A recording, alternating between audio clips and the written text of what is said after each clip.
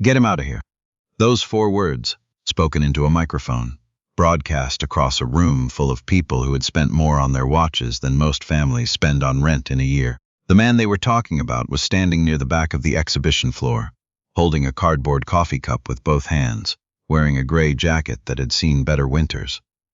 His name was Aiden Morrow. He was 31 years old. He had been let into the Hargrove Capital Investment Showcase because a security guard named Ted had gotten distracted by a phone call, and because Aiden had walked with the quiet confidence of someone who belonged everywhere and nowhere at the same time. He did not leave. That was the first thing people remembered about him later. Not the speech, not the numbers, not the moment that stopped the room cold. They remembered that he did not leave when everyone expected him to. The Hargrove Capital Investment Showcase was held every year in the 3rd week of October at the Aldworth Grand Hotel in downtown Chicago.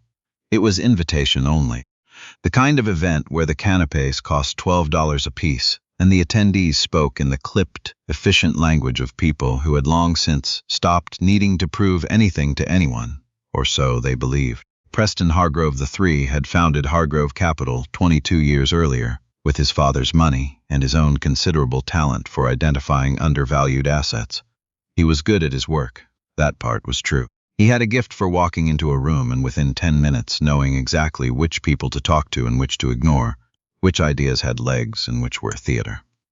Over 2 decades, that gift had made him one of the most respected and least liked figures in Midwest private equity. By the time of the showcase that October, Hargrove Capital was managing close to $4 billion. Preston was 53. He had the posture of a man who had never once doubted himself in public, and the eyes of a man who never stopped doubting everyone else. The theme that year was disruption and resilience. The showcase featured 12 curated pitches from startups that had been vetted, massaged, and pre-approved by Hargrove's team of analysts. Each founder had 15 minutes. Slides, a moderator, water in glass bottles, the works. Aiden Morrow was not on the list. He had submitted an application 8 months earlier, in February, through the standard portal on the Hargrove Capital website. The portal said submissions would be reviewed within 60 days. At day 63, he received a templated email thanking him for his interest. At day 90, he called the main office number. The woman who answered was polite in the way that people are polite when they have been trained to be polite without actually engaging with anything. She told him his application was under review. At day 112, he stopped calling, but he did not stop working. Aiden had grown up in Rockford, Illinois, about 90 miles northwest of Chicago. His mother, Denise, worked 2 jobs for most of his childhood, a day shift at a commercial laundry facility, and 3 evenings a week behind the counter of a pharmacy that smelled of antiseptic and floor wax. His father had left when Aiden was 4. Not dramatically, not in anger, as far as Aiden ever knew. He had simply not come back one afternoon, and then the weeks had passed, and then the years, and eventually, his absence became a fact of the household, like the leaking bathroom faucet that nobody fixed because there was no time or money to fix it. Aiden was a quiet child who became a precise teenager. He had the kind of mind that could not let go of a problem, not out of obsession, but out of a genuine discomfort with unresolved things. His high school math teacher, a tired man named Mr. Kowalski, who had been teaching the same curriculum for 19 years, told Denise at a parent-teacher conference in Aiden's junior year that her son understood things before he had been taught them, and that this was either going to take him somewhere or get him in trouble, and probably both. He got a partial scholarship to the University of Illinois at Chicago. He waitressed the rest of his tuition, nights and weekends, walking the length of restaurant floors in black non-slip shoes, learning more about human nature from tables of drunk investors on expense accounts than from any textbook. He graduated with a degree in finance, summa cum laude. He applied to 11 firms. 4 never responded. 5 sent rejections within days, which he always suspected meant an algorithm had disqualified him at the name stage, though he could never prove it. 1 offered him an interview that went well until the second interviewer walked in, looked at him, and seemed to subtract something from his assessment without knowing he was doing it. The 11th firm offered him a job as a research assistant at $41,000 a year, which he took. He spent 3 years learning the industry from the inside. He was given the work that other people did not want. The forensic analysis of struggling portfolios, the post-mortems on failed acquisitions, the detailed breakdown of why deals that looked good on paper had collapsed in reality. He was good at it, better than good.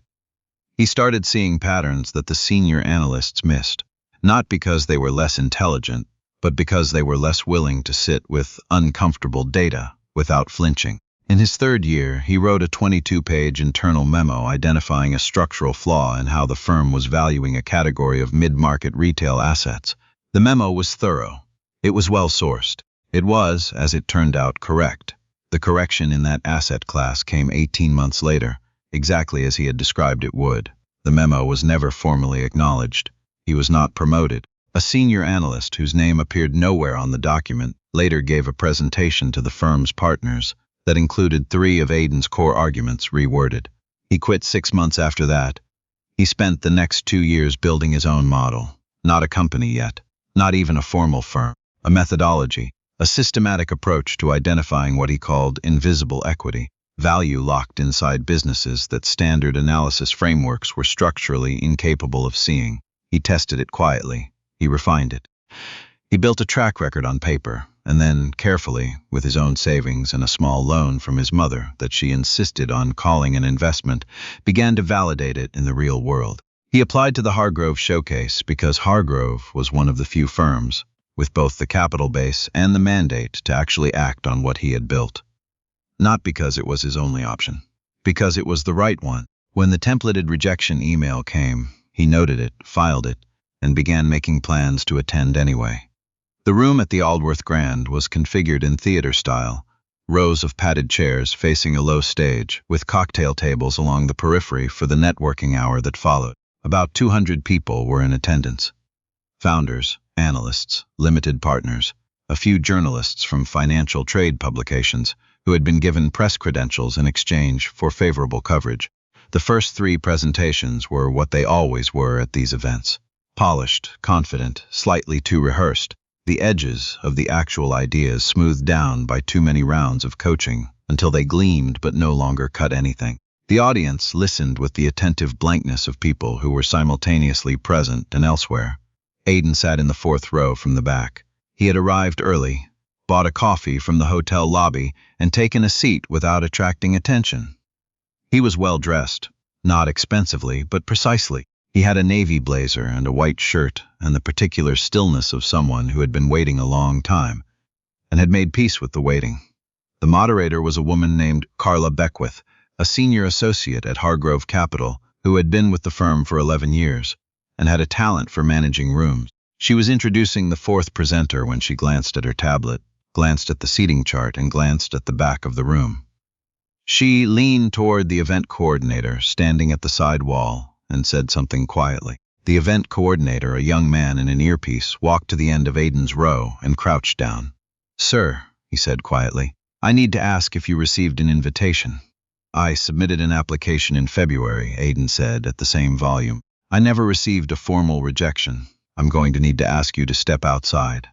Aiden looked at him evenly. "I'd prefer to stay." The young man straightened up.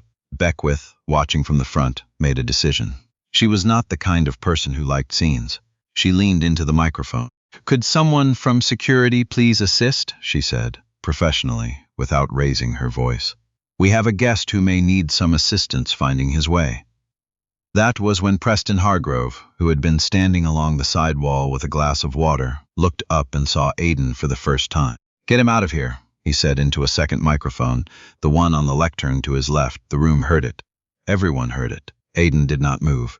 What happened in the next 40 seconds would be described differently by everyone who witnessed it, and most of those descriptions would emphasize different things based on what they had come into the room already believing. What was observable? Aiden Morrow stood up. He was calm. He was not aggressive, not defensive, not embarrassed. He picked up his coffee cup. He walked toward the front of the room. Not toward the exit, toward the stage. Carla Beckwith said, "Sir, I have something to show the room," Aiden said, still at a conversational volume. "It will take 8 minutes. If after 8 minutes you want me to leave, I'll leave." Hargrove was already moving toward him from the side wall. "This is a private event. You are not on the program." "I know," Aiden said. He turned to face the room. My name is Aiden Morrow. I applied to this showcase in February. I never received a formal decision. I'm here because what I've built is directly relevant to the capital strategy of every firm in this room, and I'd rather show it to you than litigate process. The room was very quiet. Hargrove said, "Someone remove him, please." A security guard at the door began to move. Then a woman in the third row said, "Let him speak." Her name was Sylvia Orant. She was 61 years old. She had silver hair cut close to her head, and the kind of face that had grown more interesting with every decade. She had founded and sold 2 companies before she was 40, and had spent the last 20 years as an independent limited partner whose investment record had earned her over time. The quiet authority of someone whose judgment other people had repeatedly discovered was worth deferring to. She said it once. She did not raise her voice. She looked at Preston Hargrove the way you look at a person, when you want them to understand that this is a moment and you are watching what they do with it. The security guard stopped. Hargrove looked at Sylvia, then at the room, then, with the controlled expression of a man who had just made a calculation he did not enjoy making, he stepped back. 8 minutes, he said. Aiden did not have slides. He had asked for the room's display screen to be connected to his phone. He put up one image, a simple chart, 2 lines, a 17-year time frame.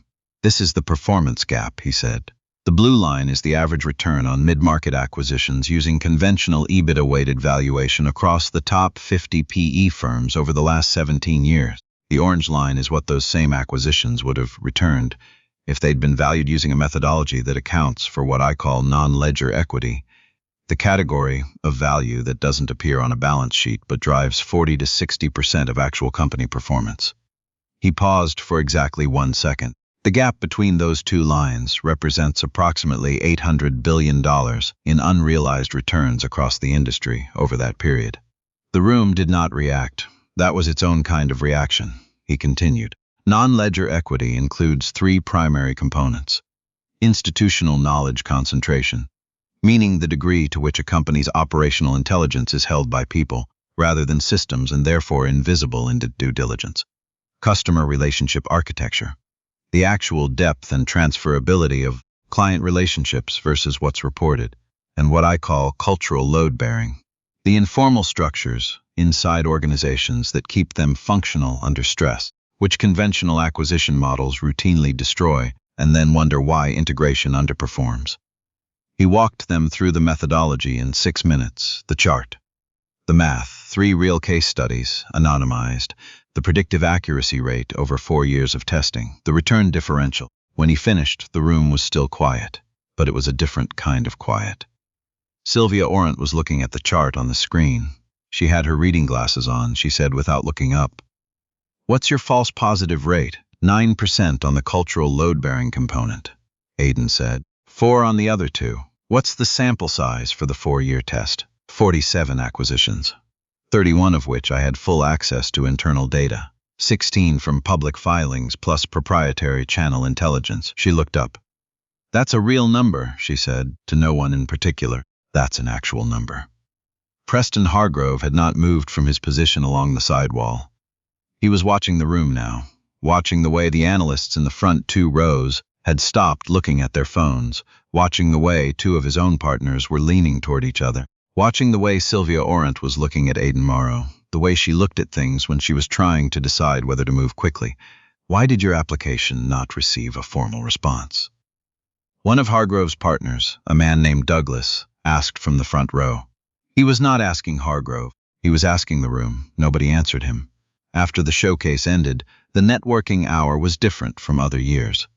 The cocktail tables filled up, but the conversations were focused in a way that cocktail hour conversations rarely were. 3 separate clusters formed around Aiden at different points in the evening.